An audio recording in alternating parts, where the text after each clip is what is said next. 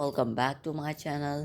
आज हम पढ़ने जा रहे हैं द एमर्जेंस ऑफ नेशनलिज्म माने राष्ट्रवाद का उदय। नेशनलिज्म माने राष्ट्रवाद और एमर्जेंस माने उसका उदय होना। तो आज हम यही पढ़ने जा रहे हैं ना।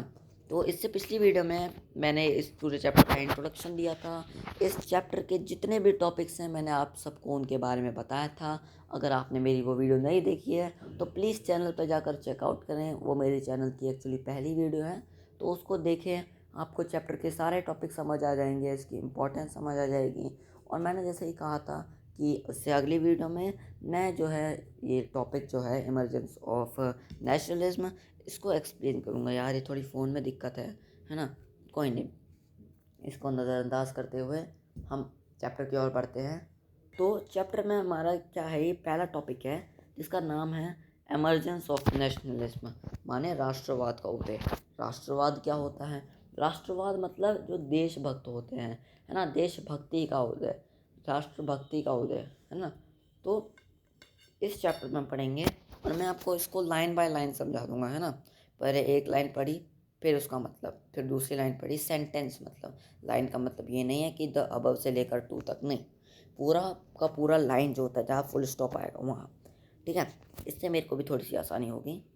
The above mention development lead the country to ask a crucial question: what is this country of India and for whom it is made? The answer that gradually emerged was India was the country of India. All the people, irrespective of class, color, creed, language और gender. इसका मतलब ये है कि जो ये बदलाव हुए थे हमारी ज़िंदगी में, ये हमारे देश में, उसने लोगों के बीच में एक अलग सा सवाल पैदा कर दिया। वो सवाल क्या था कि ये देश क्या है, ये जिसके लिए इतने सारे ये लड़ रहे हैं पागलों की तरह, ये देश है क्या और ये देश किसका है। तो इसका जवाब धीरे धीरे कर कर, ग्रेजुअली का मतलब होता है धीरे धीरे, तो ये धीरे धीरे उभर कर आया कि भारत जो है वो भारत की जनता का है। और यहाँ रहने वाला किसी भी मतलब क्लास का हो सकता है, वो अपर कास्ट का हो सकता है, लोअर कास्ट का हो सकता है, उसका कोई भी रंग हो सकता है, वो काला हो सकता है, गोरा हो सकता है, वो किसी भी जाति का हो सकता है ना, वो किसी भी मतलब क्रीड का हो सकता है, किसी भी पंथ का हो सकता है, और वो किसी भी भाषा का यूज़ कर सकता है, वो उसके फ्रीडम है उसके पास, और वो किसी भी जेंडर का हो सकता है ना। तो इन सभी जो हमारे देश में रह रहे हैं, ये सभी तमाम लोगों का घर है ये इंडिया। ये हम लोगों का है जो इस देश में रह रहे हैं। तो and country, it's resources and system were meant for all of them. और ये जो देश है और इसके सारे जो संसाधन हैं वो हमारे लिए हैं, हम लोगों के लिए हैं जो हम इस कंट्री में रह रहे हैं। With this answer came the awareness that the British were exercising control over the resources of India and lives of its people, and until this control was ended could not be for Indians. इसका मतलब ये है कि ये मतलब इस जवाब के साथ जब हमको ये जवाब मिल गया तो इसके साथ एक ऐसा एहसास भी सामने आया है कि अंग्रेज़ जो हैं, अंग्रेज़ भारत के संसाधनों वह यहाँ के लोगों की ज़िंदगी पर कब्ज़ा जमाए हुए हैं। मतलब जो अंग्रेज़ हैं वो यहाँ की जो लोग हैं, यहाँ के जो संसाधन हैं, उन पर अपना कब्ज़ा जमा कर बैठे हुए हैं। और जब तक यह नियंत्रण ख़त्म नहीं होता, मतलब जब तक उनका कंट्रोल हमारे ऊपर से ख़त्म नहीं होता, भारत यहाँ के लोगों का, भारतीयों का नहीं हो सकता। लेकिन जब तक ब्रिटिशर्स का कंट्रोल हमारे ऊपर से ख़त्म नहीं हो सकता, तो ये जो देश है, जो भारत है, ये भारतीयों का हो ही नहीं सकता। समझ में आया ये पैरा आप सभी को कि मतलब उनके दिमाग में ये हमको नेशनलिज्म की, जो नेशनलिस्ट थे, जो ये राष्ट्रवादी थे, उनकी सोच के बारे में बताया गया है कि वो कैसा सोचते थे, है ना। वो इन सब बातों को सोच रहे हैं कि जो है हमारा ये जो देश है ये किसका है, ये हमारा है ऑब्वियसली, क्योंकि हम इसमें रह रहे हैं। लेकिन ये जो ब्रिटिश है ये हम पर कब्ज़ा जमाए हुए हैं, हमारे रिसोर्सेज पर, हमारे संसाधनों पर अपना कब्ज़ा जमाए हुए हैं। और जब तक हम इनका रूल हटा नहीं देते, हमारा मतलब देश जो है वो भारतीयों का नहीं हो सकता, वो हमारा नहीं हो सकता। This consciousness began to be clearly stated by the political association formed after 1850, especially those that came into being in the 1870s and 1880s। मतलब इसका मतलब ये है कि ये जो कॉन्शियसनेस थी, ये जो चेतना थी, ये 1850 के बाद बने राजनीतिक संगठनों, मतलब ये जो राजनीतिक, ये जो हमारे पॉलिटिकल, ये जो बने थे ना ग्रुप्स, इनके संगठनों के में साफ दिखाई देने लगी थी। मतलब ये जो हमारी कॉन्शियसनेस थी कि भाई हमें अपने देश को आज़ाद करना है, ये 1850 के बाद जब पॉलिटिकल संगठन बन गए थे, उसके बाद से दिखाई देने लगी थी। 1870 और 1880 के दशक में, मतलब ये जो साल थे, इनके बीच में बने राजनीतिक संगठनों में यह चेतना और गहरी हो चुकी थी। मतलब ये जो बने थे ना एसोसिएशन, मतलब ये जो संगठन बने थे, इनमें 1870 और 1880s के बीच में ये जो उनकी कॉन्शियसनेस थी वो और गहरी हो चुकी थी। Most of these were led by English educated professionals such as lawyers. इसका मतलब ये है कि जो इनमें से ज़्यादातर संगठन थे, ये जो संगठन बनाए गए थे राजनीतिक, इनमें से जो ज़्यादातर संगठन थे, उनकी बागडोर वकील आदि अंग्रेजी शिक्षित पेशावरों के हाथों में थी। मतलब ये जो संगठन थे, ये ज़्यादातर किसके कंट्रोल में रहते थे? या तो जो अंग्रेजी वकील थे, अंग्रेजी एजुकेटेड, मतलब जो इंग्लिश एजुकेटेड प्रोफेशनल्स थे, जो मतलब इंग्लिश की कंपनी वगैरह में काम करते थे, जो प्रोफेसर वगैरह थे, और ज़्यादातर जो वकील थे, उन इसकी भागडोर ये जो संगठन होते थे, ये इनके हाथ में होती थी, है ना, है ना। The more important ones were the Poona Sarvajanik Sabha, the Indian Association, the Madras Mahajan Sabha, the Bombay Presidencies Association and of course the Indian National Congress. मतलब ये जो पॉलिटिकल संगठन बने थे, इनमें से जो सबसे इम्पोर्टेंट थे वो कौन कौन से थे? पूना सार्वजनिक सभा, नाम दे रखे हैं, the Indian Association, the Madras Mahajan Sabha, the Bombay Presidency Association, and of course ये जो इंडियन नेशनल कांग्रेस थी, उसका भी ये भी एक उसका पार्ट थी। ये भी एक जो हमारी पॉलिटिकल एसोसिएशन बनी थी, पॉलिटिकल जो संगठन बने थे, ये उनमें से कुछ प्रमुख संगठन के नाम दे रखे हैं। अब हमको एक नाम दे रखा है, the name, note the name, हमको एक नाम दे रखा है, इस पर गौर करें ज़रा, कि पूना सार्वजनिक सभा। पूना सार्वजनिक सभा एक नाम है सभा का, एसोसिएशन एक संगठन का नाम है। द लिटरल मीनिंग ऑफ सार्वजनिक इज ऑफ और फॉर ऑल द पीपल, सर्वा ऑल प्लस जनिक ऑफ ऑफ द पीपल। इसका मतलब ये है कि ज़रा ये सार्वजनिक का मतलब देखते हैं हम क्या है। सर्व का मतलब क्या होता है? सब के लिए। जनिक का मतलब क्या होता है? लोगों के लिए, सभी लोगों के लिए। तो इसका मतलब क्या निकल कर आया? सार्वजनिक मतलब सभी लोगों के लिए। सो तो many of these association function in the specific part of the country, their goals were stated as the goals of the all the people of India, not those of any one religion, community और class. इसका मतलब ये है कि जो इनमें से बहुत सारे संगठन जो थे, जो देश में जो जितने भी एसोसिएशन थे, देश के खास हिस्सों में काम कर रहे थे। मतलब जो देश के कुछ इम्पोर्टेंट हिस्से थे, जैसे पुणे में वो काम कर रहे थे, इसलिए उन्होंने अपना सभा का नाम क्या रखा? पूना सार्वजनिक सभा।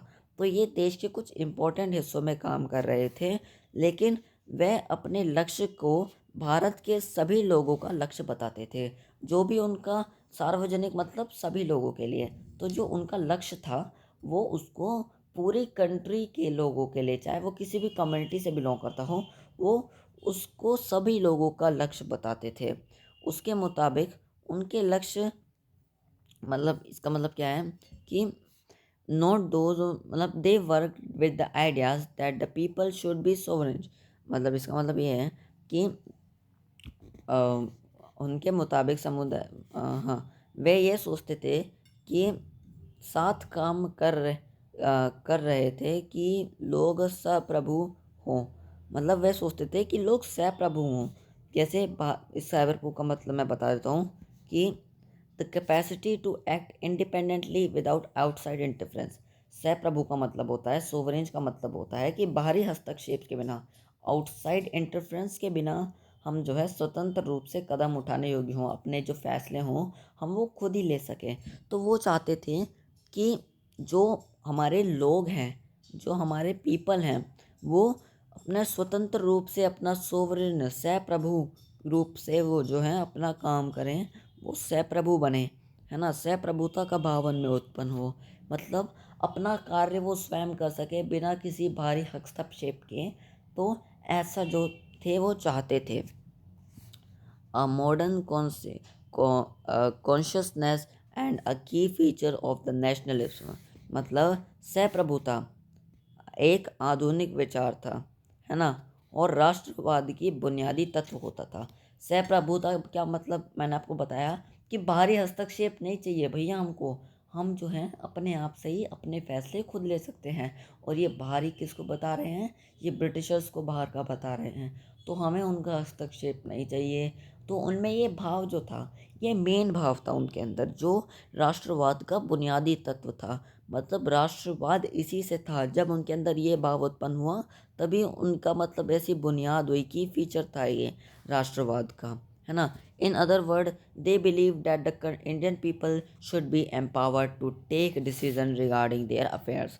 इसका मतलब यह है कि मतलब ये संगठन इस धारणा के साथ चलते थे कि भारतीय जनता को अपने मामलों के बारे में फैसले लेने की आज़ादी होनी चाहिए। मतलब ये ऐसे मतलब इनका मामला चलता था कि भाई ये ऐसी सोच रखते थे, ऐसी धारणा रखते थे कि भारतीय जनता जो है उनको अपने फैसले खुद लेने चाहिए, वो इंडिपेंडेंट है, उनको उसकी आज़ादी मिलनी चाहिए, उनको एम्पावर्ड रहना चाहिए, है ना।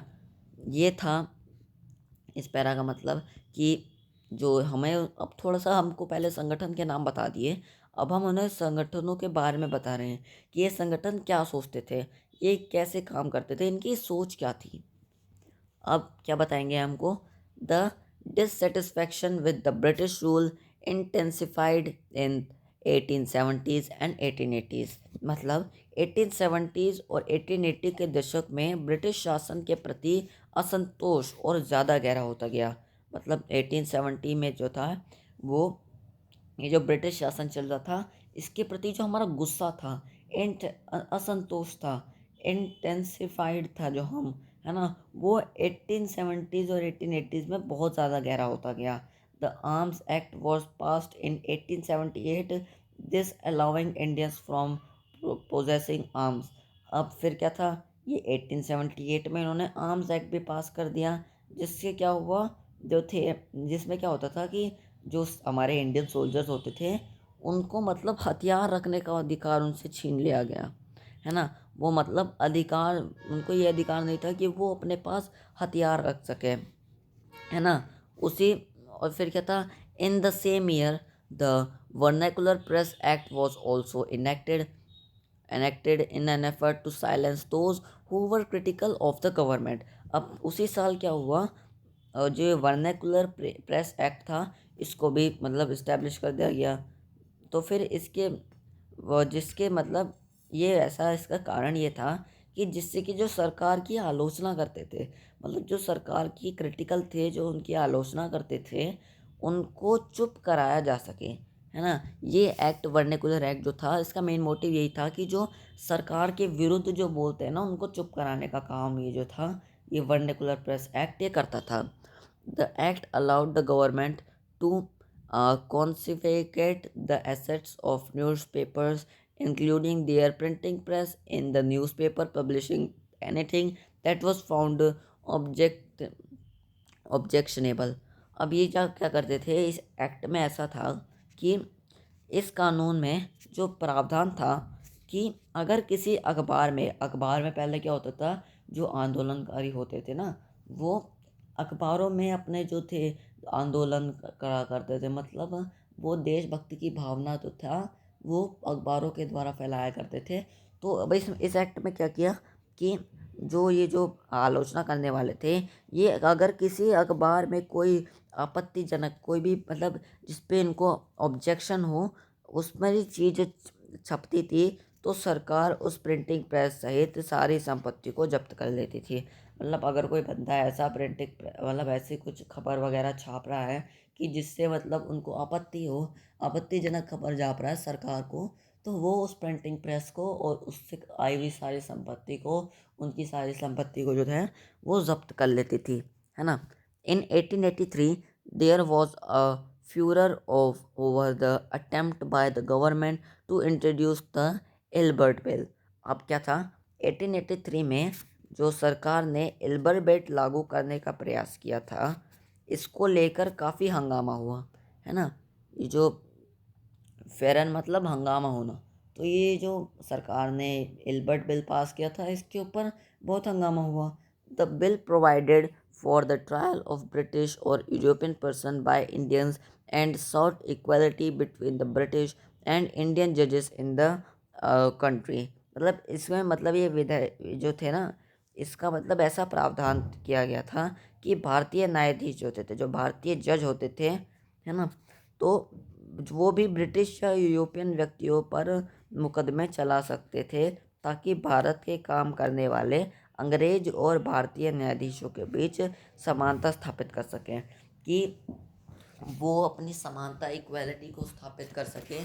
कि जो इंडियन जजेस थे हमारे, इल्बर्ट बिल में क्या था, जो हमारे इंडियन जजेस थे वो जो होते थे ना यूरोपियन, और वो जो ब्रिटिश थे, जो हमारे इंडियंस थे, उनके खिलाफ केस कर सकें, उसके खिलाफ केस कर सकें। तो इस पर ये रोक लगाता था। ये क्या करता था कि ये जो थे भारतीय न्यायाधीश जो थे, वो भारतीय न्यायाधीश भी ब्रिटिश या यूरोपीय व्यक्तियों पर मुकदमे चला सकें। जो हमारे इंडियन जजेस थे, ये इन पर मुकदमे चला सकें और इनके बीच समानता स्थापित की जा सके। ये इस वजह से इसको स्थापित किया गया था, है ना। ये बिल का काम मतलब ये था। But when white opposition forced the government to withdraw the bill, मतलब ये बिल जो था ये इंडियंस के हित में बनाया गया था, लेकिन वो जो वाइट अपोजिशन थे, मतलब वो जो गोरे लोग थे, उन्होंने अपोज मतलब फोर्स किया, उन पर दबाव डाला गवर्नमेंट पे कि इसको विड्रॉ कर दो, इस बिल को हटा दो। Indians were enraged. इससे क्या हुआ, मतलब भारतीयों को इस बात पे काफ़ी विरोध किया, मतलब उनको बहुत ही ज़्यादा गुस्सा आया। The event highlighted when the racial attitude of the British in India.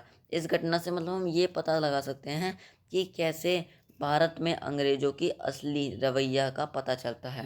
मतलब रेशियल एटीट्यूड मतलब जो उनका असली रवैया था हमारे भारतीयों के साथ, इस घटना से हम उस चीज़ का पता लगा सकते हैं। फिर क्या दे रखा है हमको, अब हम अगले पैरा पर आ चुके हैं गाइस। हमको मतलब ये समझाया गया था इस पैरा में कि इसके बीच में कौन कौन से, ये अंडरलाइन करिए, प्लीज़ अंडरलाइन करिए इसको।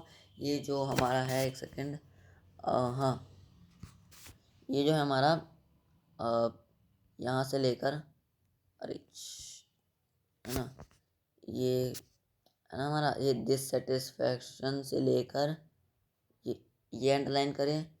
ये आम एक्ट कब पास हुआ था, इसको अंडरलाइन करें, है ना। ये वर्नेकुलर एक्ट, ये पूरा पैरा इंपॉर्टेंट है गाइस, तो इसको अंडरलाइन करें। अरे यार, ये स्क्रीन पर अच्छे से हाथ चल नहीं रहा, है ना।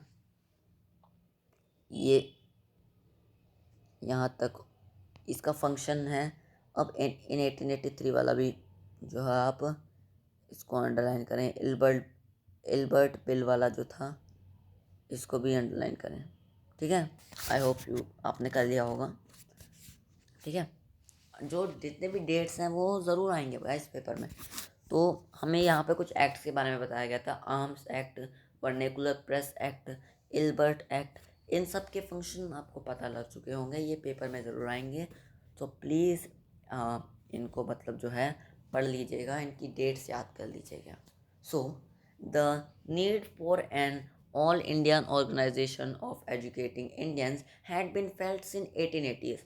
मतलब पढ़े लिखे भारतीयों के एक अखिल भारतीय संगठन की ज़रूरत थी। मतलब ये जो हमारे एजुकेटेड इंडियंस थे, उनको एक ऑल इंडिया माने अखिल भारतीय संगठन की ज़रूरत थी, ऑर्गेनाइजेशन की ज़रूरत थी 1880s में, है ना। और ये इसको 1818 में इसकी ज़रूरत को महसूस की जा रही थी, लेकिन but the Ilbert bill controversy depend this desire. लेकिन ये जो एल्बर्ट था ना, एल्बर्ट बिल था, ये बिल का मतलब होता है विधेयक। अब विधेयक मतलब कानून मान सकते हैं हम इसको, इतना इस पे डीप जाने की ज़रूरत नहीं है। तो ये जो एल्बर्ट बिल था, इसने इस चाह को, ये जो डिज़ायर थी, इस चाह को मतलब गहरा कर दिया था। इन्होंने डीपेंड कर दिया था। डीप, डीप का क्या हो गया, डीपेंड। तो इस एल्बर्ट बिल ने इस डिज़ायर को गहरा कर दिया था, है ना। द अब क्या है, the Indian National Congress was established by 72 delegates from all over the country meet at Bombay in December 1885। इस पूरे को अंडरलाइन कर लीजिए। एक तो ये क्या था, यहाँ से लेकर यहाँ तक, है ना। फिर क्या था, ये द इंडियन नेशनल कांग्रेस से वॉज इस्टेब्लिश बाय 72 डेलीगेट से लेकर यहाँ तक, इसको अंडरलाइन कर लीजिए पूरे को, ठीक है। ये अंडरलाइन ऐसे ही होता है मेरे से, इसमें ये बड़ा झंझट है ना। तो इसको हमने यहाँ से यहाँ तक कर लिया कि जो इंडियन नेशनल कांग्रेस थी वो 72 प्रतिनिधियों, डेलीगेट्स माने जो प्रतिनिधि होते हैं, उसको जो रिप्रेजेंट करते हैं, उनके द्वारा जो थी इस्टेब्लिश करी गई थी 1885 में दिसंबर को, है ना। और ये जो थे देश भर के जितने भी ये जो थे ना प्रतिनिधि थे, 72 प्रतिनिधियों को पूरे देश में से बुलाया गया बम्बई में दिसंबर में 1885 में। तो फिर तब हुई थी हमारी जो इंडियन नेशनल कांग्रेस, ऐसे इस्टेब्लिश हुई थी, है ना। तो the early leadership Dadabhai Naoroji, Pherozeshah Mehta, Badruddin त्यागी, WC Banerjee, Surendranath Banerjee, Romesh Chunder Dutt, S Subramania Iyer among others was largely from Bombay and Calcutta, है ना। तो इसका मतलब क्या है कि ये जो थे ना, ये हमारे जो पहले के संगठन के जो प्रारंभिक नेता थे, जो हमारे शुरुआती लीडरशिप जिनके प्रतिनिधित्व में ये कांग्रेस वगैरह ये सब चली थी, वो कौन कौन थे, उनके नाम आप यहाँ दे रखे हैं। इसको भी प्लीज़ अंडरलाइन कर लें, यहाँ से लेकर यहाँ तक, है ना। तो ये कुछ नाम दे रखे हैं जिनकी लीडरशिप में हमारी ये कांग्रेस वगैरह चली थी। हमको यहाँ पर जो है दादा भाई नौरोजी की फ़ोटो दे रखी है, कैसे दिखते थे वो, है ना। इसको भी हम पढ़ेंगे लेकिन बाद में। तो ये was largely from Bombay and Kolkata. ये जो जितने भी लीडर थे ये ज़्यादातर किस में से थे, ये बम्बई और कलकत्ता के ही थे, है ना। Naoroji a businessman and a publicist settle in London. मतलब नारोजी जो थे वो एक बिजनेसमैन थे बहुत बड़े, और एक पब्लिकिस्ट थे। पब्लिकिस्ट का मतलब someone who publicize an idea by circulating information, writing reports and speaking meetings। मतलब ऐसा व्यक्ति जो सूचनाओं को मतलब एक जगह से दूसरी जगह पहुंचाता था, डाकिया नहीं, लेकिन वो क्या करता था, जो उसके आइडिया होते थे वो रिपोर्ट्स बनाता था उनकी, है ना। रिपोर्ट जैसे पेपर वगैरह पब्लिश करते हैं वैसे, मतलब वो समारोह जो समाचार होते थे उनको फैलाता था। किससे रिलेटेड, ये देशभक्ति वगैरह से रिलेटेड ये उन समाचारों को निभाते थे। और ये बैठकों जितने भी होते थे, ये भाषण वगैरह होते थे, उसको मतलब ये जो थे करते थे ये भाषण वगैरह, जिससे कि वो जो खास विचार होते थे, उनके जो आइडियाज़ होते थे वो सर्कुलेट हो जाते थे, मतलब वो उनका प्रचार प्रसार करते थे। और ये जो थे सेटल्ड इन लंदन, ये लंदन में सेटल्ड थे, ये लंदन में रहते थे। And for a time member of the British parliament, और कुछ समय के लिए ये ब्रिटिश पार्लियामेंट के मेंबर भी थे, है ना। गाइडेड द यंगस्टर नेशनलिस्ट, और ये जो थे, ये जो युवा राष्ट्रवादी थे उनको मार्गदर्शन दिया करते थे। जो युवा जो नेशनलिस्ट थे उनको ये मार्गदर्शन देते थे कि भाई तुम ऐसा करो, भाई तुम ऐसा करो। जो छोटे होते थे, जो यंग होते थे, जो जवान होते थे, है ना। तो क्या था फिर, a retired British officer H.O. Hume also played a large part in bringing Indians from the various regions together. और ये जो था ना A.O. ह्यूम, इनका भी मतलब सेवा नेतृत्व था, मतलब इन्होंने भी एक बहुत बड़ा रोल प्ले किया था। जितने भी देश भर के रीजन्स के जो लोग थे इंडिया के, उन सबको इकट्ठा करने में। और ये एक रिटायर्ड ब्रिटिश ऑफिशियल थे, इसको भी अंडरलाइन कर लीजिए कि ये कौन थे। रिटायर्ड ब्रिटिश ऑफिशियल थे H.O. ह्यूम, जिन्होंने बहुत बड़ा रोल प्ले किया था सभी रीजन के जो इंडियंस थे उनको साथ लाने का।